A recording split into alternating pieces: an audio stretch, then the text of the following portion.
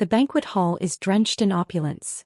Crystal chandeliers dripping from the ceiling, golden accents lining the marble pillars, and the scent of aged wine clinging to the air like perfume. Everyone is dressed in their finest. I'm in soft lavender chiffon, hair pinned back, heels that pinch. But none of that matters. Because when I step into the hall, the first person I see is Damien West. He stands like a statue, tall, sharply cut suit, hands clasped behind him, the very picture of restraint. People orbit him like he's the sun, yet he stands in shadow, untouched. His eyes meet mine briefly before they flick away, as if the sight of me means nothing. Just like before. I quickly look away, the corners of my mouth tightening. I know this scene too well. I've lived it once before. The last time I stood here, I made the mistake of walking straight into the fire. I chose Damien.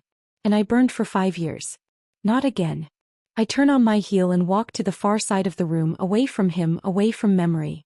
There, in a corner near the dessert table, Caleb Hart is crouched, locked in a fierce debate with a toddler over a lollipop. His dark hair is messily parted, his sleeves rolled up like he just rolled out of bed and forgot he was supposed to be at a formal family banquet. "Listen, little man," he tells the child solemnly. "I saw it first." The boy sniffs, his lower lip trembling. Caleb sighs and offers him the lollipop anyway. The child beams. Caleb grins like a proud uncle. I breathe. May the birthday star live as long as the eastern sea and be as enduring as the southern mountains. The cheer rises and all eyes turn as my grandmother, Madame Lynn, is wheeled into the center of the room, regal despite her frailty. My cousin Mason nudges me from the side. "Arya, Grandma's asking for you." I step forward and kneel beside her wheelchair. Her hand, withered, veined, clasps mine tightly. "All the boys from the Hart family are here today," she says, her voice still rich despite age. "I want to fulfill your grandfather's last wish. Choose someone, Arya. You're the last one unmarried and my time is nearly up." My heart skips. All eyes shift to 2 men standing opposite ends of the room, Damien and Caleb. I glance at Damien again, his face unreadable, gaze distant. I remember cold shoulders, long silences, empty dinners, and nights I cried myself to sleep beside a man who never turned toward me. Then my eyes move to Caleb, who is now helping the toddler fix a twisted bow tie. I lift my hand. "I choose him," I say clearly, pointing at Caleb. Silence slams down like a thunderclap. Damien's head jerks up, eyes flying open. He hadn't been paying attention before. Of course not. He never did. But now he's staring at me like I've grown horns. A few murmurs ripple through the crowd. "Isn't that the girl who used to chase after Damien West? I thought she was obsessed with him." "Don't say anything, the old lady's still here." My hand remains steady. In my last life I had chosen Damien. I brought lunch to his office every day. I waited outside his building in the rain on holidays, birthdays, always hopeful. He never once let me in. Never once took a bite. He married me because Grandma was dying. He stayed cold even on our wedding night. And when he brought another woman home and dared me to react, I still tried to endure. For dignity, for illusion, for love that never existed. I died beside him. Not loved. Just tolerated. Never again. Grandma smiles, eyes glistening. "Caleb," she calls out, her voice trembling with hope. "Come here." Caleb freezes mid-bow tie adjustment. "Me?" he squeaks, voice cracking like he's 13 again. "Yes, you," I murmur under my breath. "Please don't say no." He walks forward awkwardly, eyes darting between me and Damien. There's a childlike honesty in his confusion. "You chose me," he whispers, blinking like I just told him he won the lottery he never entered. A little too loud, he adds, "Seriously?" The lollipop in the toddler's hand accidentally flies into his own. The child bursts into fresh sobs. Caleb yelps and hurriedly clamps a hand over the boy's mouth, looking like a deer caught in headlights. A snort echoes across the room. Damien's laugh, cold, amused, cruel. I ignore it. "Caleb," I say softly, "do you agree?" His gaze lingers on mine, the room forgotten. My palms sweat, waiting. If he says no, I have no plan B. Grandma has days left, not months. I need this, for her if not for me. He nods slowly. Yes. I do. My breath escapes in a rush. Grandma claps once, delighted. It's settled. Someone bring champagne. The crowd bursts back into motion. Toasts are made. People pretend to smile. Damien walks off without a word. When the ceremony dies down, I walk to Caleb and pull him aside. "Thank you," I say. "You didn't have to do that." He scratches the back of his neck. "You looked like you needed saving." I figured, why not?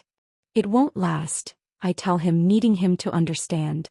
"Once Grandma passes, we can pretend it never happened." He frowns. "What if I don't want to pretend?" I blink. He runs off suddenly and I'm left stunned. 5 minutes later he's back, with a dusty cardboard box in his arms. He opens it in front of me like a magician revealing his secret weapon. Inside are awards, certificates, a property deed, 2 car keys and a bank card. "I'm not just a sugar-happy man-child," he says seriously. "I may look like a disaster, but I'm a functioning disaster. I majored in computer science. I built 3 mobile games. Sold 2. This is what I earned." I stare at him. "I don't want you thinking you chose a deadbeat," he adds, a little breathless. "You can use the cars. The apartment's decent. There's not a ton in the account, but I'll earn more. I promise." "Caleb." I start, overwhelmed. "I'm not saying this to make you uncomfortable," he adds quickly, words tumbling out. "I know you might still love Damien. I know this might be a temporary act. But you chose me, so I'm going to show up. That's just how I am." He pushes the box into my hands and walks away before I can say anything. For the first time in 2 lives, I feel something strange. Hope. It wasn't until I returned to my room that the weight of what I'd done finally hit me. I had chosen Caleb Hart, not Damien West. My heart wasn't racing with fear. It was calm. Steady. Like I'd finally closed a door that had remained open for far too long.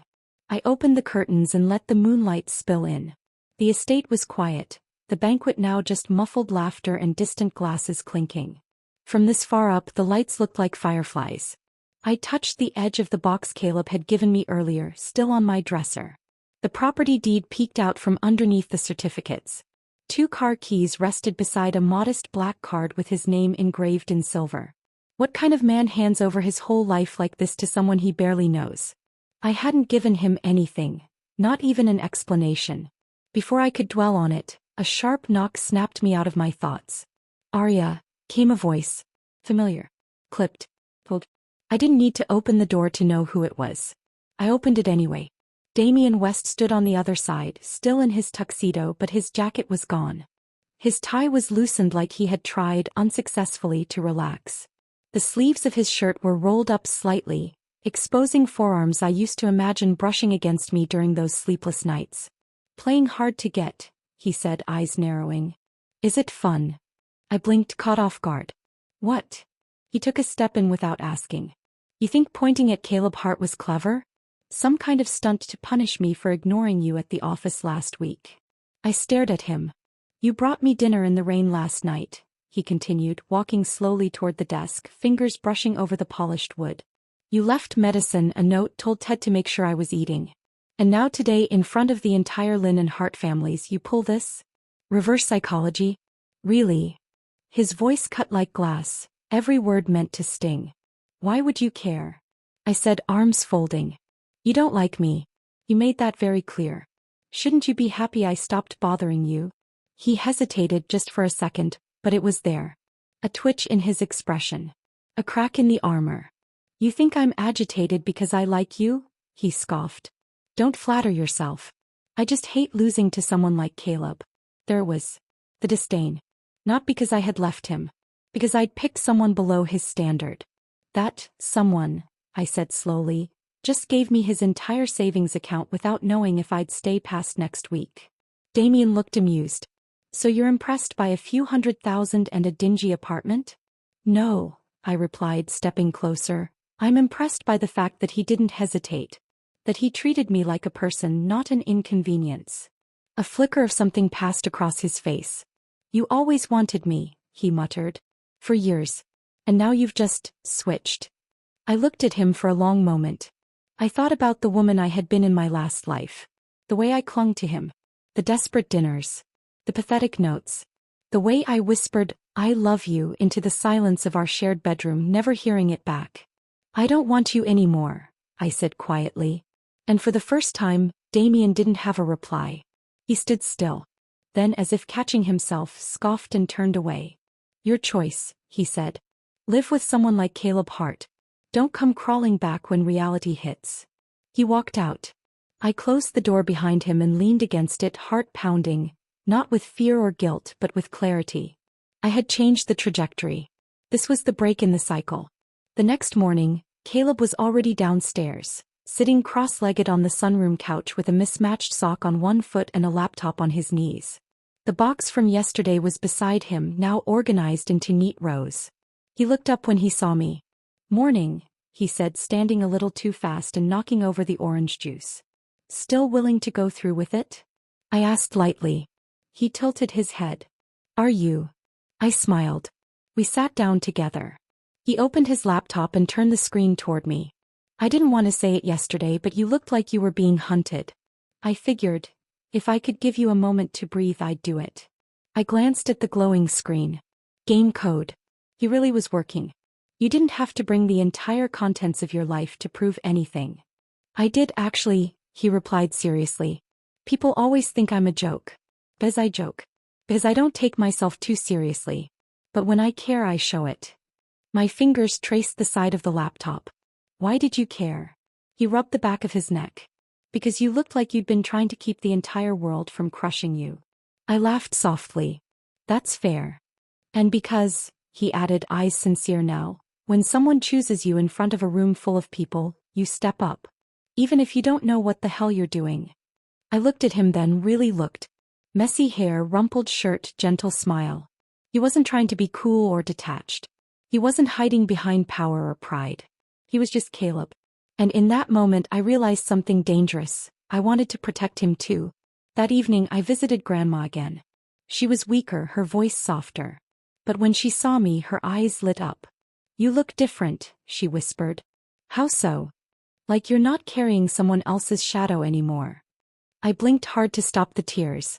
Grandma reached out and placed a ring in my palm. It wasn't expensive, but it was hers. Keep it. For when the day comes. I nodded and held her hand for a long time. When I returned home, Caleb was waiting outside my door, holding 2 steaming cups of tea and a bag of takeout. I didn't know what you liked, he said, so I got 3 options. That's ridiculous. He smiled. Yeah, but so is offering your bank account to a woman who once forgot your name for 6 months. I stared at him. You remembered that? I asked. He grinned sheepishly. I'm not as forgettable as I look. Later that night I sat alone, scrolling through my messages. One from Damien. Why him, Arya? What does he have that I don't? I deleted it without replying. And for the first time since my rebirth I slept soundly, with a quiet, imperfect, pink sock-wearing warmth downstairs, who didn't ask me to chase him. He just stayed. I was woken at dawn by a knock so soft, it almost blended into my dreams. Outside my room, Mrs. Jang stood with a faint smile and a warm towel draped over her arm. Miss Arya, she said gently, Madame Lin would like to speak with you before breakfast. A sharp pang shot through my chest. I hadn't expected her to be up this early. Lately, even keeping her eyes open required effort. When I got to the garden, Caleb was already there. He looked almost formal in a black suit, though his tie was crooked and his collar clearly hadn't been ironed. I smothered a laugh. You clean up well, I teased. He grinned. Thanks. I tried not to trip on the way here. Grandma was resting on a lounger, thin blankets draped over her. The early autumn sun spilled through the branches above, dappling her cheeks in gold. Arya, come, she said, reaching for my hand. And Caleb, you too. We knelt beside her. She looked between us, her gaze sharp despite the weariness beneath it. You two are to move in together, she announced as if declaring the weather. Right away. Caleb choked on his breath. Move in. I repeated, stunned. Yes, she said calmly. It's what I arranged for you and Damien last time, remember? Her eyes softened. But now you've made a better choice. I nodded slowly, trying to find a way around the lump in my throat. Don't worry, Grandma added, voice faint. I've already given you one of the family's properties, closest to your workplace, Arya. It's all arranged. I didn't have the heart to refuse her. But I also knew I couldn't stay in that house, the one she meant, not again. So I turned to Caleb. Do you still have that other place? The one near the city center. His brows shot up. Yeah. Why? Can we stay there instead? I asked. Grandma would find out eventually, I knew. But I needed space where Damien's shadow hadn't touched. A fresh place to breathe. Caleb, to his credit, didn't ask why. Of course, he said simply. I'll clean it up. Later that day, a black sedan dropped us at a narrow residential street lined with flowering hedges and sleepy houses. Caleb hopped out first and circled to open my door, looking sheepish. Okay, small confession, he said, rubbing his neck. There's only one key. I gave it to you. I stared at him. You gave me the only key to your house? I thought it would be romantic, he mumbled. But I forgot I also need to live here. I couldn't help it, I laughed. Caleb was probably the only man on earth who'd lose access to his own apartment over something this dumb. I dug into the box he'd given me and pulled out the key. He stepped back as I unlocked the door. The moment it swung open, I froze. The walls. The furniture. The trim around the windows. Everything was pink. Soft pink, bubblegum pink, peach pink, pastel pink. Even the couch had little heart-shaped pillows embroidered with glittery thread. Behind me, Caleb hovered nervously. You don't hate it? I turned to him slowly. You like pink? He flushed crimson. Look, I got a deal on the furniture when I moved in and then it kind of spiraled. But I can repaint, redecorate, I swear. Are you kidding? I said, stepping inside. It's adorable. Really? I nodded. It's like walking into a cupcake. Caleb looked at me, unsure if that was a compliment, then relaxed when he saw me smile. I wandered through the house. Kitchen with pink mugs, bathroom with pink towels, bedroom doors painted a faint rose. It was almost over the top, and somehow it made me feel warm. In my old life, Damien never let me touch the decor. His house was gray and sterile, like living in a marble museum. He didn't even want me wearing pink. You're not a child, he used to say whenever I picked a pastel dress. Back then, I thought sacrificing my preferences was a small price to pay to be loved. Now, standing in a hallway where even the picture frames were pink, I realized how deeply I'd buried myself just to match someone else's idea of dignity. Which room is mine? I asked. Caleb pointed toward the guest room. That one. I already cleaned it. I don't really sleep here much. I work late a lot. You sure you don't mind me invading your space? He gave me a quick smile. You're not invading. You're the reason the space feels real now. That night I unpacked slowly. The house wasn't big, but it had a strange charm. Mismatched light switches, a shelf full of random trinkets, a lava lamp on the nightstand. Around 9, my stomach growled loudly enough to shame me. I padded out into the kitchen and stopped short. Caleb stood at the stove in a pink apron, flipping scallion pancakes like a professional chef. A pot of milk simmered beside him. You didn't eat dinner, he said over his shoulder. Fridge is empty, but I had flour and spring onions. You cook. He shrugged. My mom's a foodie. I'm the only one who didn't burn water. He slid a plate of hot pancakes in front of me, then poured a glass of warm milk. Eat. You're not allowed to sleep sad or hungry. I sat at the small kitchen table, steam rising to meet me. In my past life, no one had ever cooked for me. I had delivered food to Damien's office, ordered takeout when he forgot to eat, even packed bento boxes that went untouched. Now, a man stood across from me, quietly watching to see if I liked his pancakes. They're really good, I said between bites. Caleb lit up. You're not just saying that? Nope. I'm not that nice. He looked pleased with himself, like he'd just unlocked a life achievement. As I sipped the milk, a warm calm crept over me. Not desire. Not infatuation. Just safety. We settled into a quiet rhythm over the next few days. In the mornings, Caleb made terrible coffee but great toast. At night, he'd leave herbal tea by my door without a word. We didn't talk about our arrangement. There was no pressure. No expectations. And that made it all the more dangerous. Because with every gesture, the neatly folded towels, the extra charger he left near my bed, the way he always remembered I hated coriander, I started to feel something terrifying. I started to hope. One morning, I caught him outside the guest room, trying to fix a light bulb with a spatula because he couldn't find a ladder. You're going to die, I said flatly. It's called innovation, he muttered, wobbling on a chair. It's called idiocy. I'm multitasking. holding the spatula balancing on one leg. Wait, whoa. He nearly toppled over and I had to grab his shirt to steady him. He looked down at me breathless. Thanks, he said. I owe you my life. Don't let it go to your head. His grin was boyish sincere. Caught me off guard. You're smiling, he said, studying me. I smile all the time. Not like that.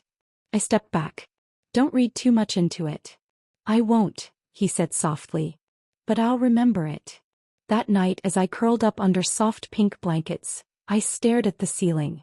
I thought about how it felt to be needed, and how different it was to be wanted. Damien never made tea when I was sick. He never warmed milk for my nightmares. He never made pancakes just because he thought I'd miss dinner. But Caleb wasn't trying to win anything. He was just here. And that made all the difference. The days moved gently like petals drifting on slow water. Outside, the trees began to turn, green giving way to soft oranges and yellows. Inside, everything remained pink. And quieter. Madame Lin had started to sleep longer. Some days she barely opened her eyes. But every time I visited, her grip on my hand was strong, deliberate, as if reminding me that she hadn't left me yet. Caleb always came with me. He never said much, just stayed close, nodding politely to the nurses and whispering corny jokes under his breath to make me smile as we walked out. I didn't ask him to come. He just did. He never made it feel like charity or duty. And for someone like me who once mistook cold compliance for love, that meant everything. One Saturday we went to a small family-run restaurant tucked behind a bookstore. One of Caleb's secret places as he liked to call them. The lighting was warm, the smell of sesame oil thick in the air. As we waited for our food, I caught Caleb sneaking a piece of tofu from the side plate. Didn't anyone teach you patience? I teased. Nope. But they taught me how to pretend I had it. He grinned with his mouth full. Before I could respond, a surprised voice broke through the noise. Miss Lin. I turned. Lucas Reed, Damien's longtime assistant, stood by our table clutching a takeout menu. His eyes widened as they darted between me and Caleb. Miss Lin. What a coincidence. Lucas, I said cautiously. Hello. He took a step closer, lowering his voice. This is perfect. I've been trying to reach you. Why? It's Damien, he said, glancing around nervously. He hasn't eaten anything all day. He's locked himself in his office and refused every meal I've brought. Breakfast, lunch, everything rejected.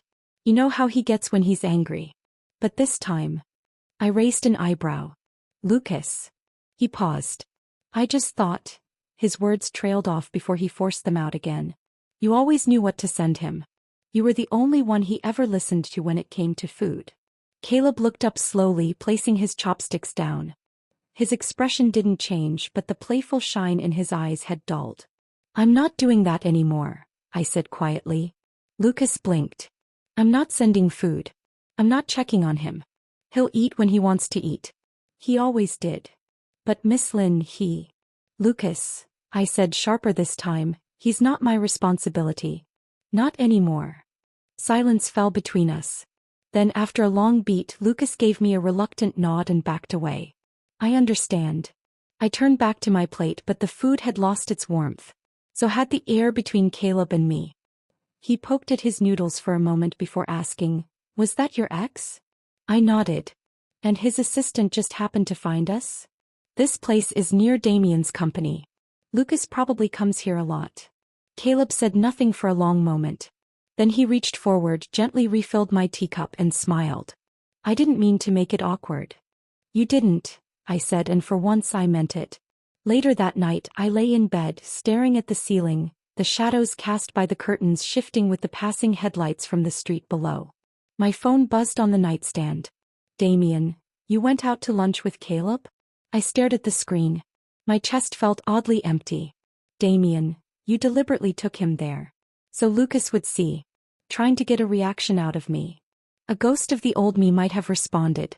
Might have scrambled to explain, to soothe his ego, to ask why he even cared after everything.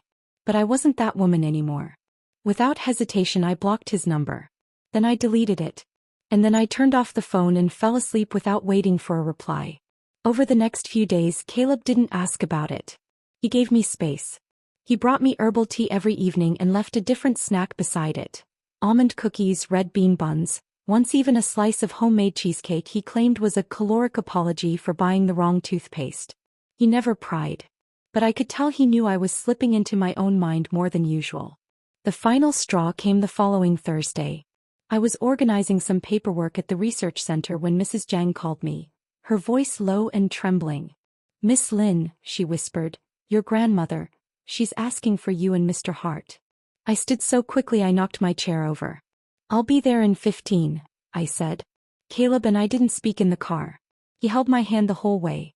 His thumb traced small, steady circles over my knuckles as if to remind me he was real, we were real, and that I wasn't alone. When we arrived at the Lin estate, the halls were quiet. Mrs. Jang ushered us upstairs, her eyes already red.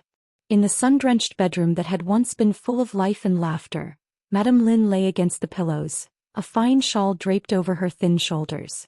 She looked impossibly small. I stepped forward and sank to my knees beside her bed. "Grandma." Her fingers moved weakly, searching for mine.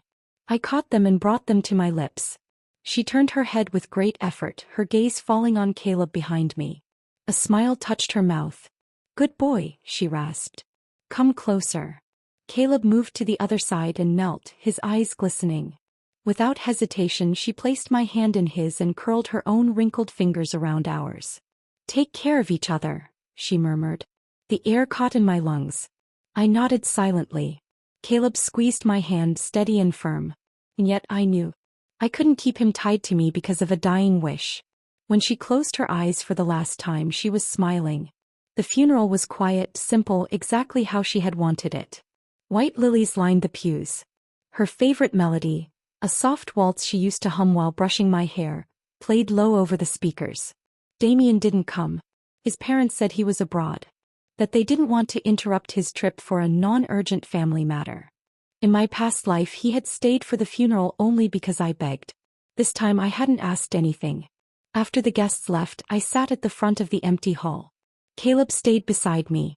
"I'm sorry," he said softly. "I'm not." He looked surprised. "She died surrounded by people who loved her. That's more than a lot of people get." He nodded, watching me. "I need to move out," I said suddenly.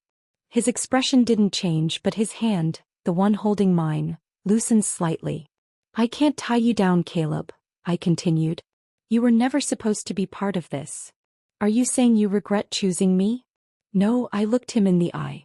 "I'm saying I don't want to make you stay with someone who can't love you properly." A beat of silence passed. 2, 3. Then he let go of my hand and leaned back in the pew, staring up at the stained glass ceiling. "Okay. That's all," he said. And for some reason, it made my heart ache more than if he had begged me to stay. The next morning, I packed my things quietly while he pretended to still be asleep. Mrs. Jang came to collect a few last items from the estate and handed me a small envelope. "Your grandmother left this for you." Inside was the deed to a small apartment near my research center. The one she had promised. She knew I'd need it. That I'd try to run. That I'd try to start over. Again. I moved in that afternoon. It was small. Bright. Sparse. And yet, for the first time in both my lives, I had a space that was mine alone. No Damien. No guilt. Just silence. The funeral haze hadn't lifted when I collapsed. It happened just 2 streets from my new apartment. The weight of grief, too many sleepless nights, and barely eaten meals finally caught up to me. One moment I was walking home, keys in hand. The next, the world was tilting sideways, and then, nothing. When I came to, I was lying across the back seat of Caleb's car. He was shouting something to the driver, his voice cracked and uneven. A hand was on my forehead, hot with worry, trembling slightly. "Arya," he whispered like he was afraid to speak louder. My eyelids fluttered open. The sky outside was pale and cold, framed by the narrow window. I tried to move, but my limbs were leaden. "Don't take me to the hospital," I managed, my voice barely audible. Caleb leaned in. "What?" "No hospital. Please." "But..." "The smell, the machines." "I can't," I said weakly. "Not again." His jaw tensed. I could tell he wanted to argue. "Please," I whispered, eyes closing again. He didn't say anything. Just turned to the driver and gave a new address. I awoke hours later in a bed that smelled like sugar and cotton. Caleb's apartment. The pink walls were the same. The heart pillows. The bookshelf cluttered with programming manuals and neon sticky notes. And at my side, Caleb. He was seated in a low chair, one hand clutching a towel, the other cradling my wrist like something delicate and breakable. "Water," I croaked. He jolted up. "You're awake." A moment later, a warm glass touched my lips. "I already had a doctor come by," he said as I sipped. "You fainted from exhaustion. Dehydration. Grief. Stress. All of it." I tried to apologize. I wasn't even sure for what. He shook his head. "Don't you dare. Just rest." The next 3 days blurred. I drifted in and out of sleep. Fever dreams gave way to quiet mornings where Caleb read work emails beside me while tracking my temperature. Even when I stirred faintly, he noticed. He'd adjust my blanket, press a hand to my forehead, whisper soft reassurances I wasn't even awake enough to respond to. I hadn't been cared for like this since before my parents died. Not even Damien in all our years had looked after me when I was sick. I'd once run a fever so high I hallucinated shadows on the walls. He didn't come home until the next evening. He'd stood in the doorway and asked, "Are you seriously still in bed?" I blinked away the memory and looked at Caleb. He was seated on the floor now, head leaning back against the bed, laptop propped open on his knees. His hair was messy, his eyes bleary, but he was working, lines of code blinking across the screen. "You're still here," I said hoarsely. He looked up startled. "I said I'd stay," he replied like it was the simplest thing in the world. By the 4th evening I could sit up again. "I can get my own water now," I told him. "I know," he said, but he still stood to pour it for me. "You haven't shaved." He ran a hand over the stubble on his chin. "Didn't want to leave the apartment. And I think I scared the delivery guy." I smiled. The small things. The silence, the socks left by the edge of the couch, the tea always the exact temperature I liked. They all added up to something I couldn't quite name. A presence that wasn't loud or demanding or conditional. Just there. After I finished drinking, I set the glass down and asked softly, "Why are you doing all this?" Caleb blinked. "Because you're sick. People don't usually stay 3 days for that." He rubbed the back of his neck. "You chose me. For Grandma." He hesitated, then looked at me directly. "Maybe at first," he said, voice steady. "But I don't think that's true anymore." That night I couldn't sleep. Rain tapped against the window. Wind howled faintly through the hallway vents. Thunder cracked in the distance. I wrapped the blanket tighter around myself, but it wasn't enough. Storms had always made me feel small.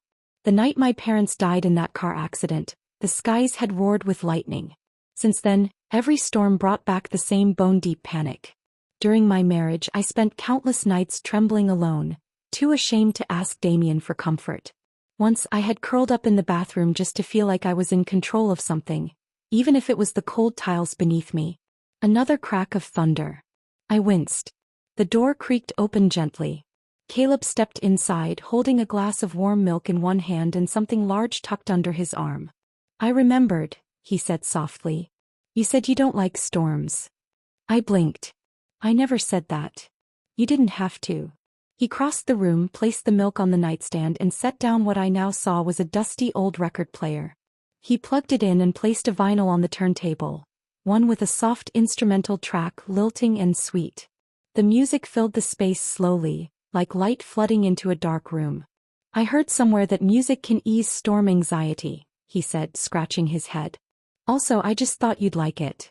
I stared at him for a long moment. "Caleb," I said, "how do you know all the things I never say out loud?" He paused, thinking. "Maybe because I pay attention," he said. "And maybe because I know what it's like to be invisible." He left the room after that, giving me privacy. But I couldn't sleep. Not because of the storm this time, but because of the quiet swelling in my chest. Something warm, dangerous, soft. I hadn't asked him to care. I hadn't expected him to stay. But he did. Without questions. Without promises. Without demanding I return anything. By morning I was well enough to move around.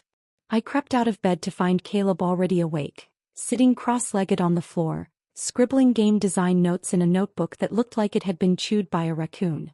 "You're up," he said brightly, springing to his feet. "Do you want to take a short walk? Just to get some air?" I nodded. We wandered the block together under a gray sky, the rain having stopped sometime before dawn.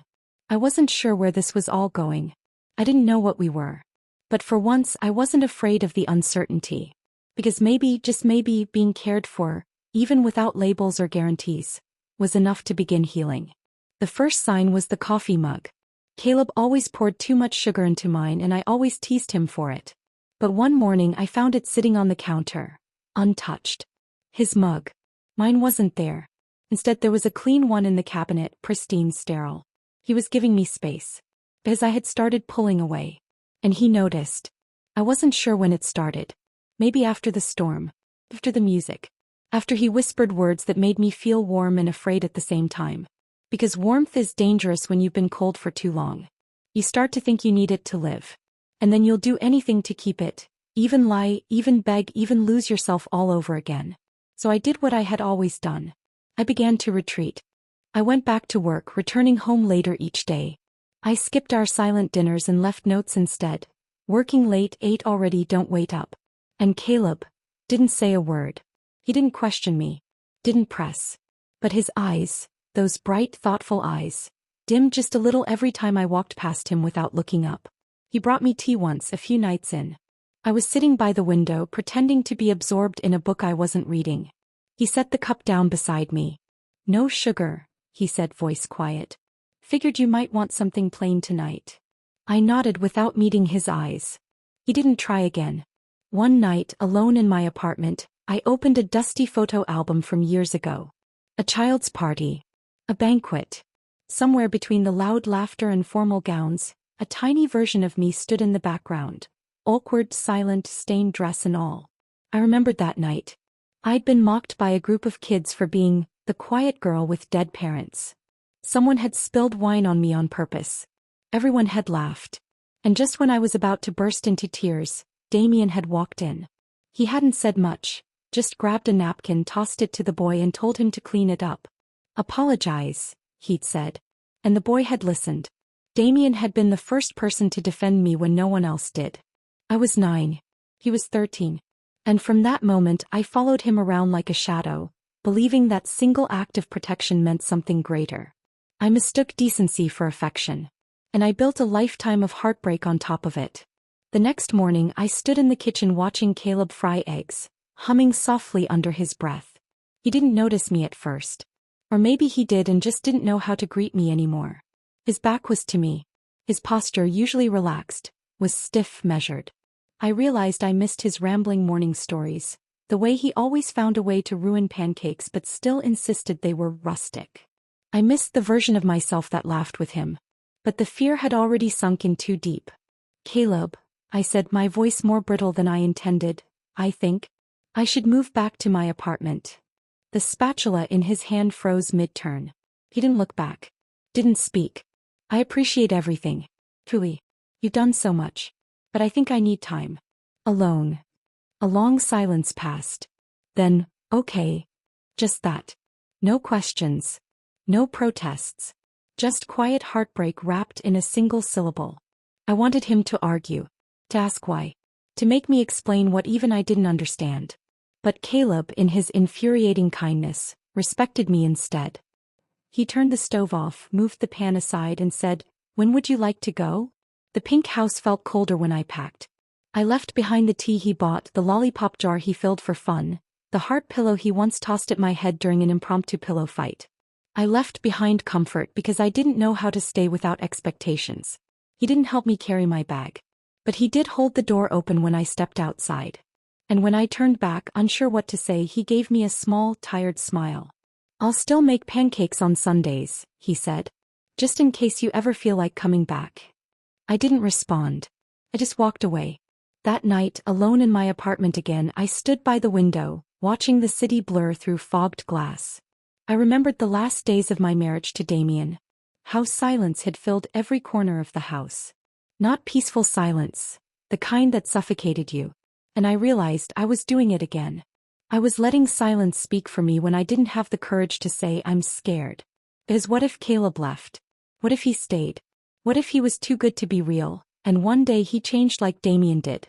I didn't want to be a shadow again. So I had run. The next few days passed in a dull rhythm. Work, sleep, repeat. Until one night after a long shift, I came home and instinctively looked toward the kitchen counter, expecting a cup of tea. It wasn't there. Of course it wasn't. This wasn't that house anymore. But I felt the ache anyway, like a missing tooth, small and persistent. I opened the fridge. Nothing. I had forgotten to buy groceries again. I sank onto the couch and stared at the ceiling. In Caleb's apartment there was always food. Always music. Always light. Here there was just me. The next morning I texted him. "Are you okay?" The message remained unread. I stared at it, uncertain if I should regret sending it, or sending it so late. I didn't want to ask for him back. I didn't want to ask him to wait. I just wanted to know he was okay without me. The wind was sharp that evening. One of those bitter city nights where the cold felt personal, like it had a vendetta. I pulled my coat tighter as I stepped out of the lab, eyes stinging from hours of blue light and stress. I didn't expect to see him there. Damien. Leaning casually against the lamppost near the gate of my workplace, hands in pockets, posture familiar, infuriatingly composed. "What are you doing here?" I asked without stopping. He pushed off the post and started walking beside me, matching my pace. "I heard about your grandmother. I was overseas. No one told me until after the funeral." "I know," I said coolly. "That's how your family preferred it." Pause. "I would have come back."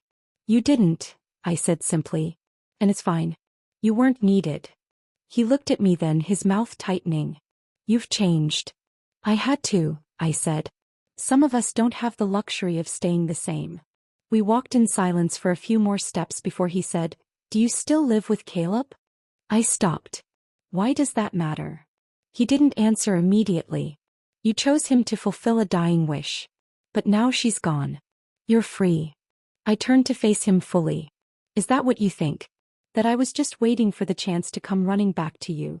His gaze flickered, a brief crack in the armor. "I just thought, maybe without the pressure." "Damien," I said quietly but firmly, "I don't love you. I haven't for a long time." He flinched like I'd slapped him.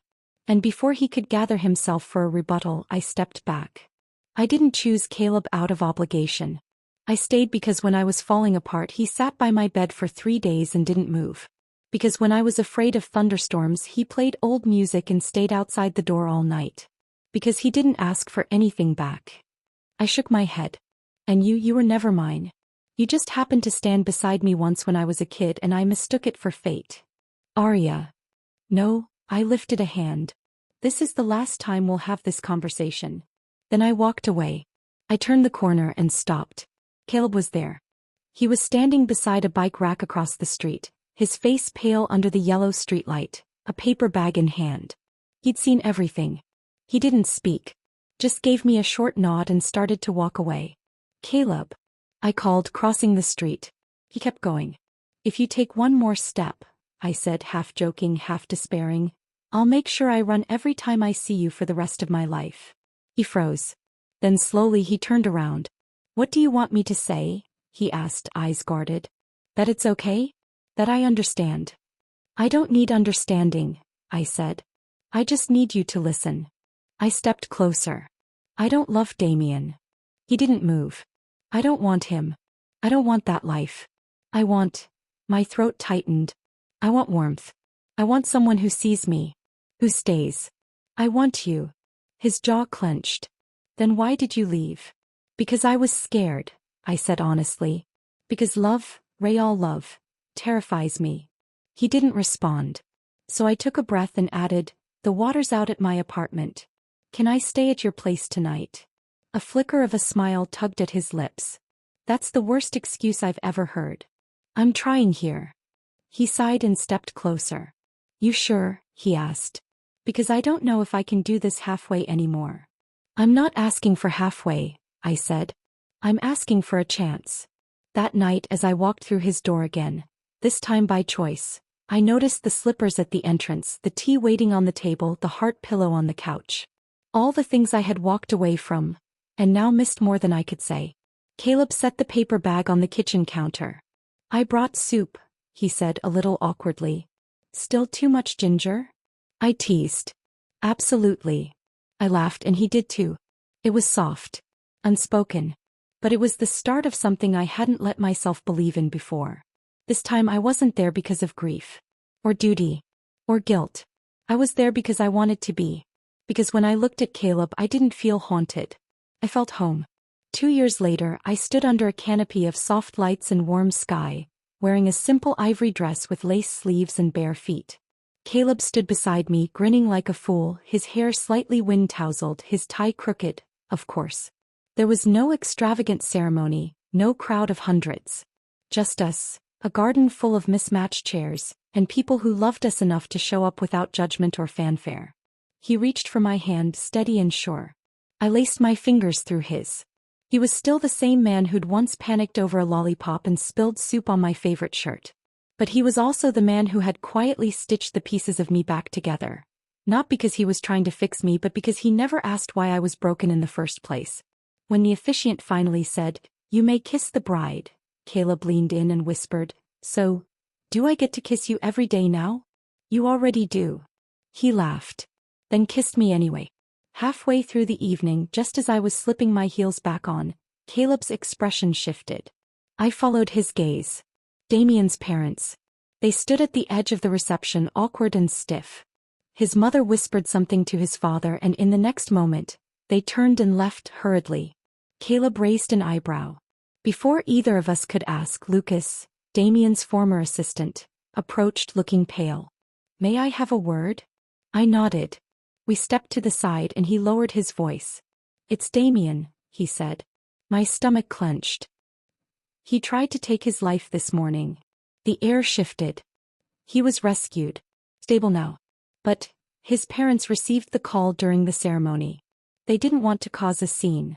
I didn't know what to say. "He left a note," Lucas continued. "Not much. Just said he couldn't stop thinking about the past. About what he threw away." I nodded slowly. "Thank you for telling me." Lucas hesitated. "He's leaving the country." His mother said she begged him to start over. To stop clinging to what he can't undo. And will he? I think so.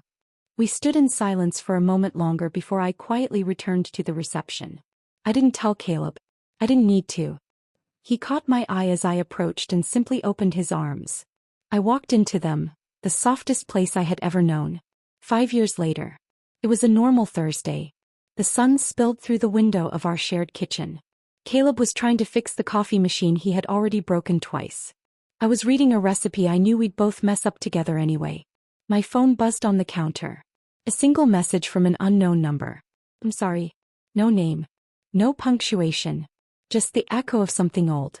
I looked at it for a moment. Then pressed delete. Caleb turned toward me, holding 2 steaming cups of what smelled suspiciously like burnt espresso.